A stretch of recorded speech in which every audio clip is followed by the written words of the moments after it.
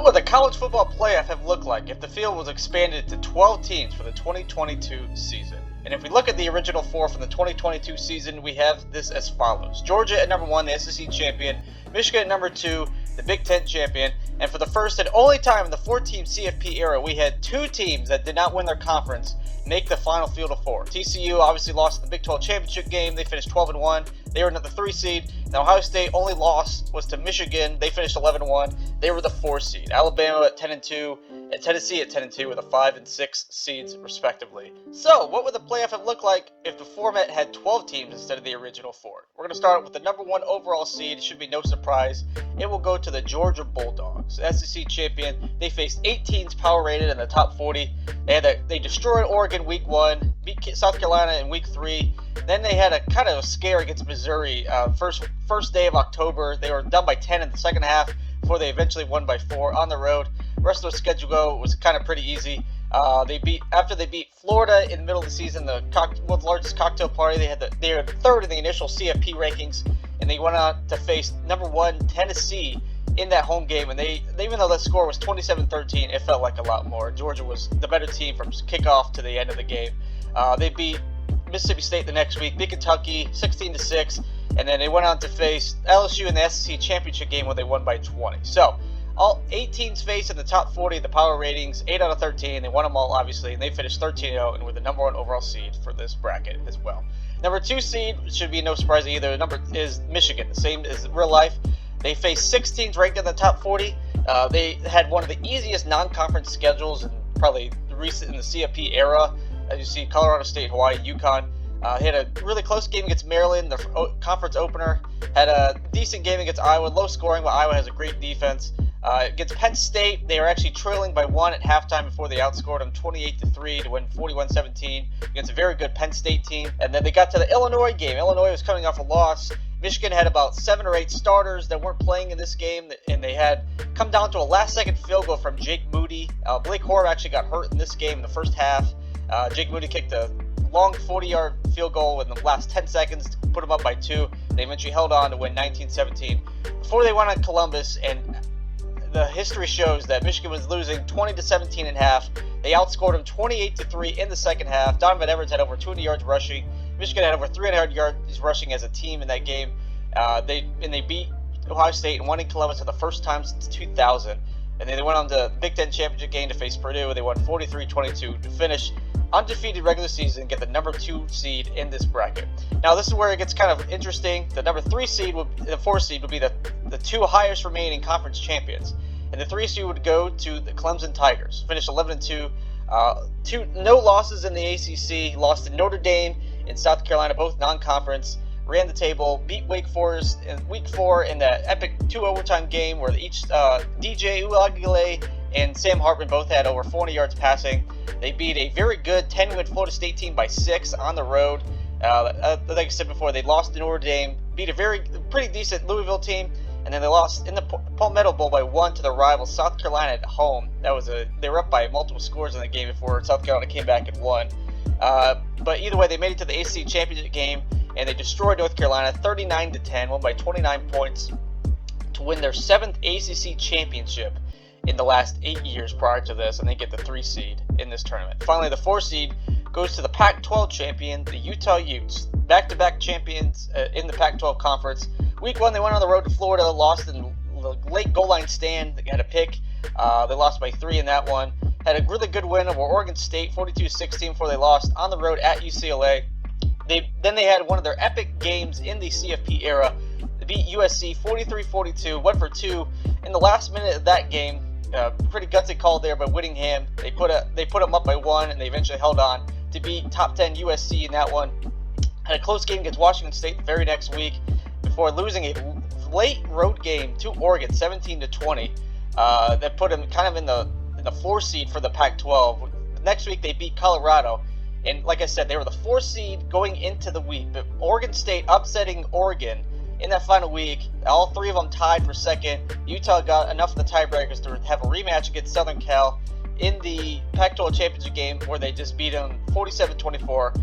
USC played absolutely no defense. Utah was just a much tougher team, and they wanted to win their second straight Pac-12 championship over the Southern Cal. They get the 4th seed in this hypothetical bracket. The 5 seed, the highest rated at-large team, would be the Ohio State Buckeyes. Notre Dame is one of the better teams they played all year. Arkansas State too later with the other 2 games.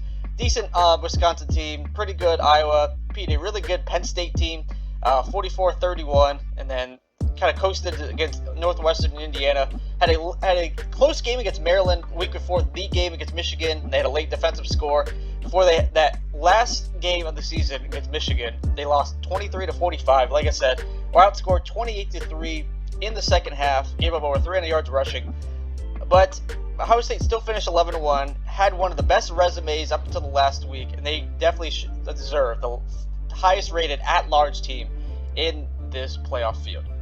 Number 6 seed would be the TCU Horned Frogs, team of destiny, one of the biggest underdogs, rags and riches story in recent memory. They started off the season pretty hot. They had the upset victory against Oklahoma, 55-24, which kind of catapulted them the rest of their season in their underdog story. Had a big win against Oklahoma State, double overtime by 3 points. Beat Kansas State the first time by 10. Had a good win against Texas Tech. Had a good win against Texas on the road at night on game day. Before that, epic late clutch game against Baylor. They ran a play with about 15 seconds left.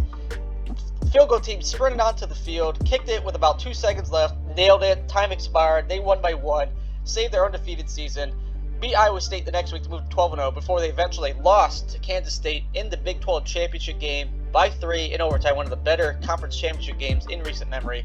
But their resume, just like Ohio State, spoke for itself. They get the 6th seed in this hypothetical bracket. The 7th seed will go to another team that had a couple of close losses, the Alabama Crimson Tide, 10-2. Had a really close game against Texas, 2019, second week of the season. They had a close game against Arkansas till the 4th quarter where they kind of pulled away, won by 23. Very next week, I think Bryce Young was injured in the Arkansas game, so Jalen Milroe had to take over the starting job for Alabama against Texas A&M. They had a 2-touchdown lead against A&M heading into the 4th quarter. A&M kind of stormed back and actually had a chance to win the game in the last play. The quarterback just overthrew in the front quarter of the end zone. Alabama held on to win 24-20. Very next week, they played Tennessee in one of the greatest CFP games in the history of the 4-team playoff. This game was an epic matchup, epic clash. Tennessee had everything going for them to pull this upset. The atmosphere was insane, probably the best atmosphere in the CFP era. They won on a last-second kind of, knuckleball field goal, 52-49, pulled the upset over Alabama. Alabama lost 30. They won 30-6 next week against Mississippi State, and then their second loss of the season, 2 weeks later. Brian Kelly pulled one of the greatest clutch, ballsy calls in the history of football that I've ever seen. Called a 1-for-2 in overtime at home against Alabama. Just barely got it.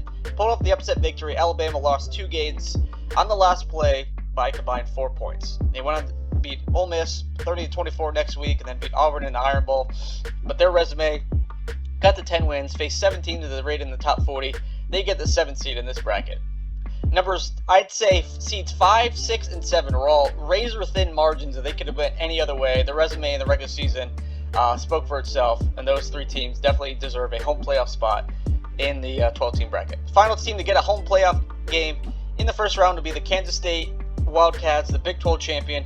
Faced 8 teams rated in the top 40. Losses were to TCU the first time they played it, and then to Texas. Their non-conference loss was Tulane, probably the best group of 5 team they played that was in this entire season. But they got the revenge against TCU in the Big 12 championship game rematch. They beat 5 other teams rated in the top 40. They get the last home playoff game slot in this 12-team bracket. They will face the 9th seed, which would be the Penn State Nittany Lions, finished 10-2. Only losses were to Michigan and Ohio State. Every other team they kind of destroyed. Only other close game they had was week 1 against Purdue. Every other game was at least 14 points, if not more. Penn State was one of the best at-large teams. They just faltered against the 2 toughest foes. Still one of the better teams in the entire country. They get the 9th seed, go on the road in the first round. The 10th seed would be the USC Trojans, a team that lost twice to Utah, once in the regular season and lost in the Pac-12 championship game. Those are the only 2 losses. This defense, though, was just historically bad. They had to outscore literally every team in order to win all their games because once a team out-toughed them and their offense could not get going, got a couple stops, this team faltered. As you saw in the big Pac-12 championship game against Utah, they lost 47-24. Three other teams they beat right in the top 40, so the resume is not that good, but they're still an 11-win Power 5 school, so they get 10 seed and go on the road to Tuscaloosa to face Alabama. The 11th seed would be the Tennessee Volunteers, a team that was rated they were rated number 1 in the initial CFP rankings before they went on the road at Georgia, lost 27-13, had other pretty good wins leading up to that point. Pittsburgh was decent, Florida beat a really good LSU team. Obviously had that massive upset, like I said before, against Alabama before losing to Georgia. And then South Carolina game, they lost 63-38. Hendon Hooker got hurt in that game. Joe Milton had to come in relief. It just got away from them too fast. South Carolina was playing at a different level that night, and they were going to pull the upset no matter what. Tennessee, though, finished off against Vanderbilt. And their resume for the rest of the season, they beat 5 other teams rated in the top 40, including 2 teams in the top 10. That speaks for itself. They get the 10 wins. They get the 11th seed in this hypothetical bracket. Finally, the last team to get into the playoffs will be the American Conference champion, Tulane Green Wave. Finished 11-2. Losses to Southern Miss, a really bad loss, and UCF, a team they beat in the rematch in the AAC championship game. They only faced 1 team rated in the top 40, and that was Big 12 champion Kansas State. So that was a really good win for them, but the rest of their American schedule was kind of weaker than previous years.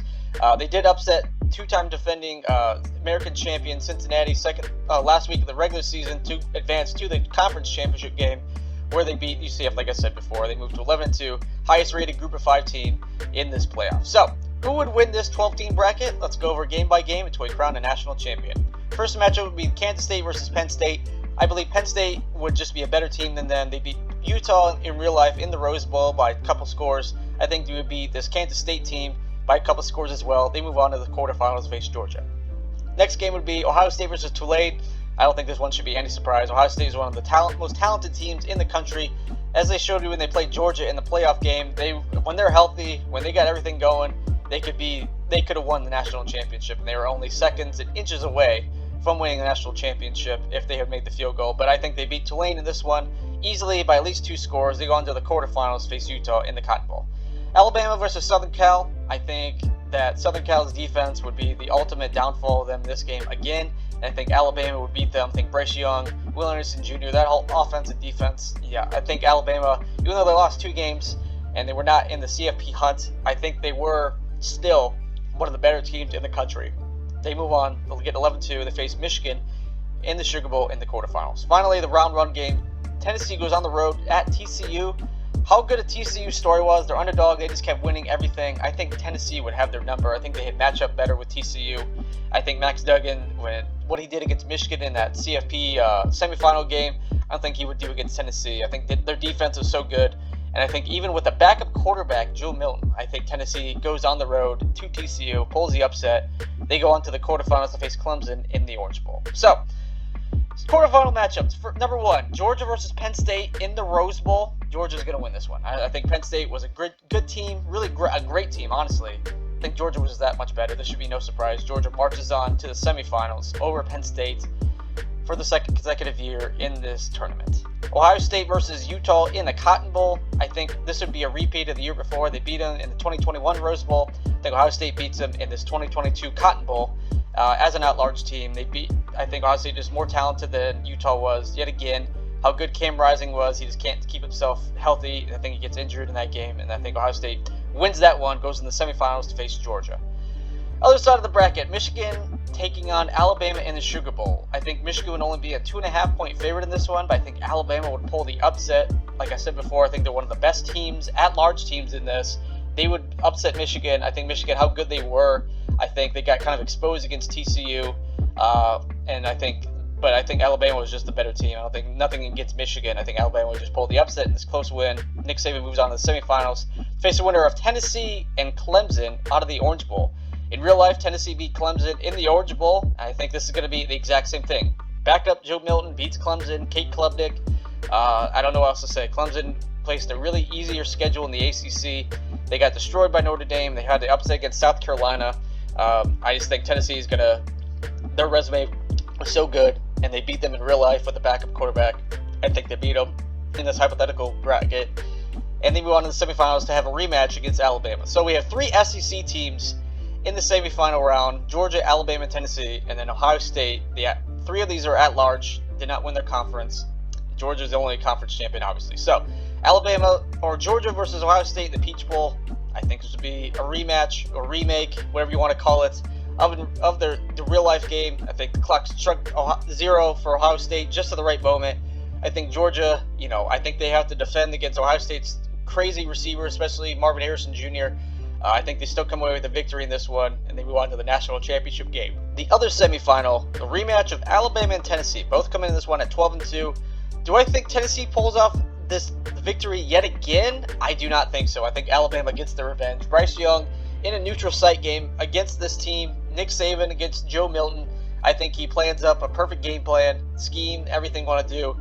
Just makes it so much different than the game one. I think they pull off. I don't think they have any late game shenanigans to get this one close. I think Alabama beats Tennessee, and they move on to in the national championship game to face Georgia for the second consecutive year, like they did in real life in 2021. So, who would win this game? Number 1 versus number 7 seed. Georgia was one of the best teams in the country the entire season. Alabama had some of the biggest misfortunes, late game misfortunes you could ever see. But I think once they put it together and don't have any bad luck, they would be one of the best teams in the country. They have one of the most talented teams. Georgia, obviously one of the most talented teams. Who would win this national championship in this hypothetical scenario? I think Georgia would still win. They would get the 60-0. I think this team they destroyed TCU 65-7 in real life. Obviously they would not destroy Alabama like this, but I think it would be another close game like the 2021 real life matchup would be, and Georgia would come out to be your national champion for the 2022 season. What do you guys think of the video? If you enjoyed it, who do you think should be in this? If you think other teams should win, you think other teams should be out, let me know in the comments below. Hit the like button, subscribe to the channel. Join me next time for the 2023 season, we go over all the teams of that 12-team hypothetical bracket. Until then, I'll see you next time, guys.